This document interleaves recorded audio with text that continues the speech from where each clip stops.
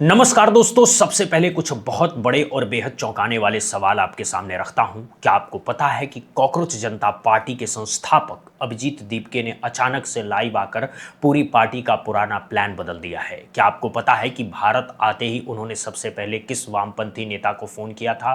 और क्या इस चर्चा में वाकई कुछ दम है कि कॉकरोच जनता पार्टी के संस्थापकों और मोदी सरकार के बीच में कोई गुप्त गठबंधन हो चुका है? ये सारे सवाल इस वक्त सोशल मीडिया पर जोरों पर है और हर कोई इन पर अपनी अपनी राय रख रहा है।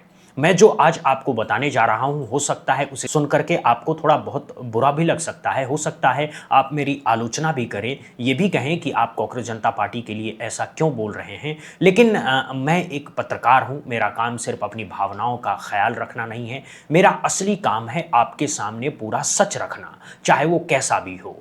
कॉकरोच जनता पार्टी की नीयत को लेकर, उनके प्रदर्शन को लेकर के, उनके पूरे आंदोलन को लेकर के मुझे पहले भी कोई शक नहीं था और आज भी कोई शक नहीं है। लेकिन कुछ ऐसे सवाल हैं जो आपके सामने रखना बेहद ज़रूरी है, ताकि आप जब भी कोई राय बनाएं तो आपके पास सारी जानकारी हो, सारे एंगल हो, सारे डायमेंशन हो। बस आप अंत तक मेरे साथ बने रहिए, क्योंकि इस वीडियो में हर वो बात सामने आएगी जो शायद कोई और चैनल आपको कभी नहीं बताएगा। चलिए शुरू करते हैं। तो दोस्तों देखिए, सबसे पहले और सबसे बड़ी खबर यह है कि कॉकरोच जनता पार्टी के संस्थापक अभिजीत दीपके इंस्टाग्राम लाइव पर आए और उन्होंने अपना पूरा का पूरा पुराना प्लान बदल दिया है। अब आपको ये पूरी कहानी समझाता हूं। याद कीजिए, जब जंतर मंतर पर जबरदस्त प्रदर्शन हो रहा था, सोनम वांगचुक भी वहीं मौजूद थे। उस वक्त खुद अभिजीत दीपके ने मंच से सरकार को एक बहुत साफ चेतावनी दी थी। उन्होंने कहा था कि वो शनिवार से अगले शनिवार तक, यानी सरकार को पूरे 7 दिन की मोहलत दे रहे हैं। अगर इन 7 दिनों के अंदर शिक्षा मंत्री धर्मेंद्र प्रधान ने अपना इस्तीफा नहीं दिया तो अगले शनिवार को फिर से यहीं जंतर मंतर पर एक और बहुत बड़ा प्रदर्शन किया जाएगा। ये बात उन्होंने हजारों लोगों के सामने कही थी। लेकिन अब अचानक से अभिजीत दीपके ने लाइव आकर के अपना पूरा प्लान बदल दिया है। अब उन्होंने कहा है कि वो अगले शनिवार तक रुकने की बजाय देश भर के अलग अलग शहरों में जाएंगे, हर जगह आंदोलन करेंगे, हर शहर में प्रदर्शन करेंगे, और अगर इन सब के बावजूद भी धर्मेंद्र प्रधान का इस्तीफा नहीं होता है तब जाकर के वो फिर से दिल्ली आकर बहुत बड़ा प्रदर्शन करेंगे। Hello everyone, I am going to make a big announcement today. But first of all, I would like to congratulate each and every one of you. कल जो आप लोगों ने जंतर मंतर पूरा भर दिया था, that was historic. इतना बड़ा प्रोटेस्ट हुआ एकदम पीसफुली और एकदम democratically. So that deserves a big praise. So congratulations to each one, and you all must be proud of it. And now coming to the announcement, मैंने कल कहा था कि अगर धर्मेंद्र प्रधान जो हमारे एजुकेशन मिनिस्टर है वो सैटरडे तक रिजाइन नहीं करते हैं तो हमें इस मूवमेंट को बड़ा बनाना पड़ेगा। So in going in that direction, अगर धर्मेंद्र प्रधान सैटरडे तक रिजाइन नहीं करना चाहते, I want to announce this that मैं खुद कई सारे स्टेट्स में जाऊंगा, कई सारी सिटीज में जाऊंगा और वहां पर हम प्रोटेस्ट करेंगे। कॉकरोच जनता पार्टी की तरफ से डिमांड करेंगे कि धर्मेंद्र प्रधान को रिजाइन करना चाहिए। और उसके बाद भी धर्मेंद्र प्रधान अगर रिजाइन नहीं करते हैं, देन हम सब पूरे देश के जो स्टूडेंट्स है, इस देश का जो युवा है, वो फिर से एक बार दिल्ली आएगा। सारे के सारे लोग दिल्ली आएंगे और दिल्ली में हम एक बहुत ही बड़ा प्रोटेस्ट करेंगे जो पूरी तरीके से पीसफुल होगा, पूरी तरीके से डेमोक्रेटिक होगा, जैसा हमारा कल वाला प्रोटेस्ट था। बट अगर आप रिजाइन नहीं करते हो तो हमारे पास कोई ऑप्शन नहीं है। हम बाकी सारे सिटीज और स्टेट्स में तो प्रोटेस्ट करेंगे ही, लेकिन फिर इस देश के बहुत सारे स्टूडेंट्स, बहुत सारे युवा फिर दिल्ली आएंगे और हम प्रोटेस्ट करेंगे और हम तब तक नहीं रुकेंगे जब तक आप रिजाइन नहीं करते। So I request the education minister again, please resign, take some moral responsibility. 1 crore से ज्यादा स्टूडेंट्स का फ्यूचर बर्बाद हुआ है। So please resign. If you don't resign, we have no other option but to take this movement. अब आपको इस पूरे मामले की दूसरी बहुत बड़ी खबर बताता हूं। जैसे ही अभिजीत दीपके की फ्लाइट अमेरिका से भारत में लैंड हुई, उन्होंने तुरंत एक खास व्यक्ति को फोन किया और उस व्यक्ति का नाम है वृंदा करात। अब अगर आप वृंदा करात को नहीं जानते हैं तो मैं आपको बता देता हूं। वृंदा करात वामपंथी दल की एक बहुत बड़ी और जानी मानी नेता हैं। अब इसमें कोई दो राय नहीं है कि जब जंतर मंतर पर प्रदर्शन हो रहा था तो उसमें जेएनयू के बहुत सारे छात्र मौजूद थे। ये वो छात्र थे जो वामपंथी दलों के युवा संगठन आइसा से जुड़े हुए थे। मैं ये नहीं कह रहा हूं कि सिर्फ वही लोग वहां मौजूद थे, बहुत सारे लोग और भी आए थे, लेकिन उनकी संख्या भी काफ़ी ज़्यादा बड़ी थी। इसी वजह से अब सोशल मीडिया के कई पत्रकार, यूट्यूब के वरिष्ठ पत्रकार ये सवाल उठा रहे हैं कि क्या कॉकरोच जनता पार्टी का वामपंथी दलों के साथ कोई गहरा सहयोग है। और अगर ऐसा कुछ नहीं है तो अभिजीत दीपके ने भारत में कदम रखते ही सबसे पहले वृंदा करात को फोन क्यों किया? इससे पहले कॉकरोच जनता पार्टी पर यह आरोप भी लग चुके थे कि वो आम आदमी पार्टी द्वारा पोषित है। और अब नए आरोप ये है कि अगर वृंदा करात की पार्टी के युवा कार्यकर्ता, जेएनयू के छात्र, अगर वो वहां ना आते तो शायद जंतर मंतर पर इतनी बड़ी भीड़ नहीं जुटती। अब इस पूरे मामले की असली सच्चाई भी मैं आपको बताता हूं। इसके अलावा एक और बहुत बड़ा नैरेटिव सोशल मीडिया पर जोर शोर से चल रहा है, और वो ये है कि क्या ये पूरा का पूरा आंदोलन एक प्रेशर कुकर है जिसकी सीटी निकालकर मोदी सरकार ने आम लोगों के गुस्से को निकालने का एक रास्ता दे दिया है, और असल में कॉकरोच जनता पार्टी के बड़े लोगों और सरकार के बीच कोई गुप्त गठबंधन चल रहा है। ये एक बहुत बड़ी और बहुत गंभीर थ्योरी है। अब मैं आपको एक एक करके सारी चीजें समझाता हूं। सबसे पहली बात, अगर वामपंथी दलों का इस आंदोलन को 1% भी समर्थन है तो भी ये कोई गलत बात नहीं, क्योंकि अभी तक खुद कॉकरोच जनता पार्टी की तरफ से इस पर ना कोई पुष्टि आई है और ना ही कोई इनकार। याद कीजिए, पहले एक खबर आई थी कि कॉकरोच जनता पार्टी कॉन्स्टिट्यूशनल क्लब में प्रेस कॉन्फ्रेंस कर रही है, और वहां तो किसी सांसद की सिफारिश के बिना कोई प्रेस कॉन्फ्रेंस हो ही नहीं सकती। बाद में पार्टी ने खुद बताया कि उन्होंने आरजेडी के सांसद मनोज झा से सिफारिश लगवाई थी। अब अगर इसी तरह वृंदा करात को फोन करने के बारे में भी पार्टी एक स्पष्टता दे दे, चाहे हाँ कहे या ना कहे,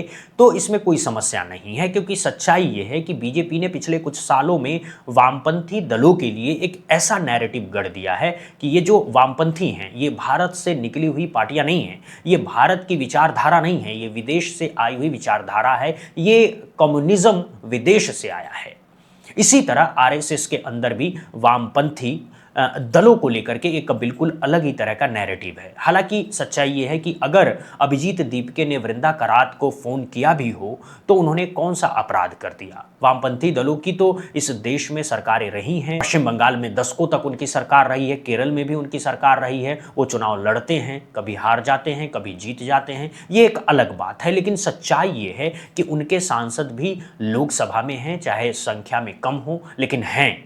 तो अगर अभिजीत दीपके ने वृंदा करात को फोन भी कर लिया तो ये कोई अपराध नहीं है। जो लोग ये सवाल उठा रहे हैं कि वृंदा करात को क्यों फोन किया, उन्हें ये सोचना चाहिए कि एक राजनीतिक नेता से बात करना किसी भी नागरिक का संवैधानिक अधिकार है।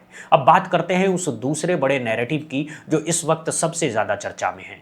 जिस तरह से अब खुद कॉकरोच जनता पार्टी कह रही है कि वो देश भर के अलग अलग शहरों में जाएगी, प्रदर्शन करेगी, और उसके बाद भी अगर इस्तीफा नहीं हुआ तो दिल्ली आकर के फिर से प्रदर्शन करेगी, तो क्या इसका मतलब यह है कि यह पूरा का पूरा आंदोलन विपक्ष का स्पेस लेने की एक बहुत बड़ी कोशिश है?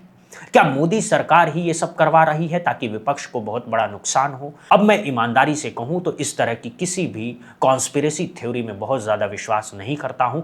लेकिन एक बात तो जरूर है, जब मैं खुद पार्लियामेंट स्ट्रीट थाने पर खड़ा था और मैंने देखा कि सौरभ दास ने ट्वीट किया है कि उन्हें प्रदर्शन की परमिशन मिल गई है, तो मैं भागते हुए जंतर मंतर पहुंच गया था। अब आप खुद सोचिए, ये वो सरकार है दोस्तों जो किसी भी तरह की विरोध की आवाज को सुनती ही नहीं है। याद कीजिए, राहुल गांधी की सदस्यता एक बहुत छोटे से मामले में चली गई थी। ये मत भूलिए, पिछली लोकसभा में रिकॉर्ड स्तर पर सांसदों को निलंबित कर दिया गया था। संजय सिंह जैसे सांसद कई महीनों तक निलंबित रहे, यानी पूरे के पूरे सत्र के लिए बल्क में सांसदों को निलंबित किया गया था, और उसी दौरान बड़े से बड़े बिल चुपचाप पास करवा दिए गए थे। ये वो सरकार है जो संसद में विपक्ष को बोलने तक नहीं देती, उनका माइक तक ऑन नहीं होता, और जब वो लीडर ऑफ अपोजिशन तक शिकायत करते हैं तो भी उनका माइक ऑन नहीं होता है। ये वो सरकार है जो किसी भी तरह की विरोध की आवाज को बर्दाश्त ही नहीं करती। अब जरा सोचिए, ऐसी सरकार ने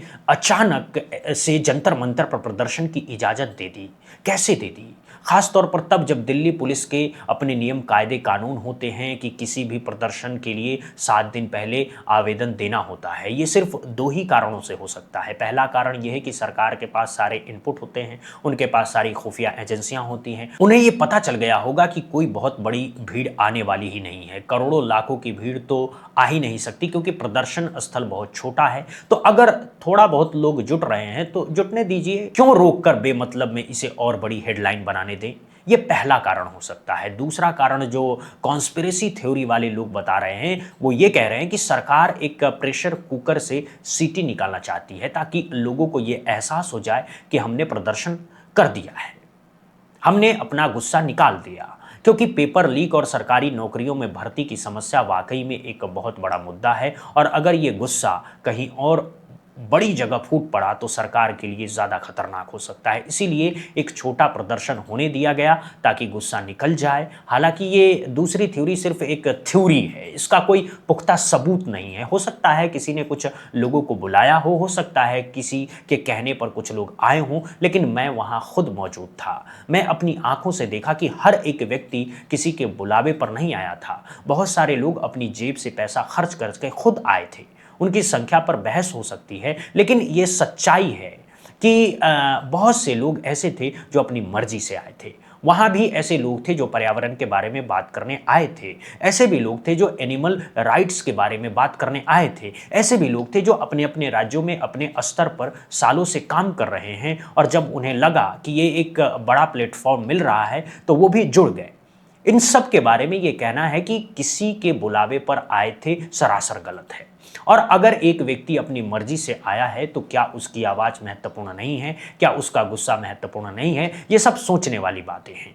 हालांकि एक बात मैं बिल्कुल सही मानता हूं, जो मैंने अपनी फाइनल रिपोर्ट में भी कहा था, कॉकरोच जनता पार्टी को अब एक पूरा सिस्टम बनाना पड़ेगा, एक डिसिप्लिन बनाना पड़ेगा। क्योंकि अगर आप देश भर में जा रहे हैं, अगर आप देश भर के छात्रों को मोबिलाइज करने का दावा कर रहे हैं, अगर आप ये कह रहे हैं कि आप जेनजी का चेहरा हैं, और आप ये भी दावा कर रहे हैं कि आपने जेनजी का देश का पहला सबसे बड़ा आंदोलन शुरू किया है, तो फिर आपको उसमें एक मजबूत डिसिप्लिन लाना ही पड़ेगा। बिना डिसिप्लिन के कोई भी आंदोलन ज़्यादा दिनों तक नहीं चल सकता। बिना संगठन के कोई भी मूवमेंट टिकाऊ नहीं हो सकता। अब असली सवाल यह है कि कॉकरोच जनता पार्टी का आगे क्या होगा। ये एक बिल्कुल नया उपजा हुआ आंदोलन है जो अभी पूरी तरह से एक आंदोलन भी नहीं बना है। इसने अभी तक सिर्फ एक प्रदर्शन किया है, फिर भी इसने इस लेवल पर इतने लोगों को परेशान कर दिया है कि अलग अलग तरह की थ्योरी चल रही है। कोई कह रहा है कि ये मोदी सरकार से मिल गई है, कोई कह रहा है कि ये आम आदमी पार्टी की बी टीम है, कोई कह रहा है कि ये वामपंथियों की सी टीम है, कोई कह रहा है कि ये विपक्ष को नुकसान पहुंचाने की बहुत बड़ी साजिश है। लेकिन मैं इस तरह से किसी भी नैरेटिव में फंसने वाला नहीं हूं, और आप लोग भी ना फंसे। एक बहुत बड़ी बात आप मान करके चलिए, सड़क पर अगर कोई भी आंदोलन हो रहा है, चाहे वो किसी भी बी टीम से हो रहा हो, चाहे वो सी टीम से हो रहा हो, चाहे किसी भी राजनीतिक दल से जुड़ा हो, अगर वो आंदोलन सरकार के खिलाफ है तो उसका सीधा या परोक्ष नुकसान सरकार को ही होता है, विपक्ष को नहीं। क्योंकि आज लोगों का गुस्सा सरकार से है, सत्ता से है, और जब भी कहीं आवाज उठती है तो वो आवाज अंत में जाकर के सरकार से ही जवाब मांगती है। अब इस पूरे मामले में एक और महत्वपूर्ण पहलू है, हमें एक जागरूक नागरिक होने के नाते हर एक चीज को सिर्फ भावनाओं से नहीं बल्कि तर्क से तौलना चाहिए। अगर कोई आंदोलन शांतिपूर्ण है, संवैधानिक है, और अगर जनता के असली मुद्दे उठा रहा है तो उसका समर्थन करना चाहिए। लेकिन अगर उस आंदोलन के तौर तरीकों पर सवाल खड़े होते हैं तो उन सवालों को भी पूछना चाहिए। इन दोनों चीजों में कोई विरोधाभास नहीं है। आप किसी आंदोलन का समर्थन भी कर सकते हैं और उसके तौर तरीके पर सवाल भी उठा सकते हैं। यही असली लोकतंत्र है। अब आप मुझे एक बात बताइए, आप इस पूरे मामले को लेकर के क्या सोचते हैं? क्या आपको लगता है कि अभिजीत दीपके का प्लान बदलना सही था? क्या आपको लगता है कि वृंदा करात को फोन करने में कोई बुराई है? क्या आपको लगता है कि कॉकरोच जनता पार्टी और सरकार के बीच कोई गुप्त गठबंधन है, या ये सब सिर्फ एक कॉन्स्पिरेसी थ्योरी है? और सबसे बड़ा सवाल, क्या आप मानते हैं कि यह आंदोलन वाकई शिक्षा मंत्री से इस्तीफा दिलवा पाएगा? अपनी राय कमेंट बॉक्स में ज़रूर लिखिए। मुझे पता है मेरी बहुत सी बातें सुनकर कुछ लोग नाराज हो सकते हैं, लेकिन मैं आपसे यही कहना चाहूँगा कि भावनाओं में मत बहिए, हर बात को तर्कों से तौलिए, तर्कों पर रखिए, अपने दिमाग का इस्तेमाल कीजिए और तब अपनी विचारधारा बनाइए। क्योंकि हम सब एक जागरूक नागरिक हैं, हमारे पास हर एक सवाल के तर्क होने चाहिए और उन तर्कों के जवाब भी हमें खुद ही खंगालने चाहिए। यही सच्चे लोकतंत्र की पहचान है। इस वीडियो को ज़्यादा से ज़्यादा शेयर कीजिए, चैनल को सब्सक्राइब करना बिल्कुल मत भूलिए, बेल आइकन ज़रूर दबाइए ताकि हर नई अपडेट सबसे पहले आप तक पहुंचे। मिलते हैं अगली रिपोर्ट में, तब तक के लिए नमस्कार।